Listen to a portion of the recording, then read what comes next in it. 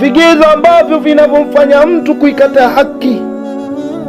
Yaweza kuwa anachoambiwa ni ukweli, anachoambiwa kina usawa ndani yake, lakini yeye mbali na ubishi wake akawa ni mwenye kuikataa. Sasa tuangalie ni vigezo vipi ambavyo vinavyomfanya mtu kama huyu kuikataa haki.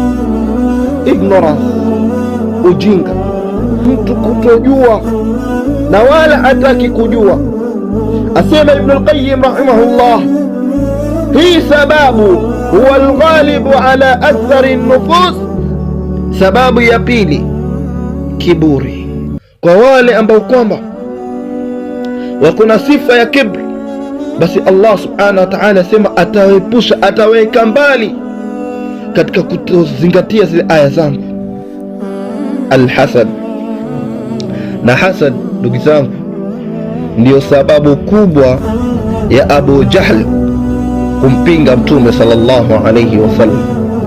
Kigezo chengine, iba'ul hawa, kufuata matamanio.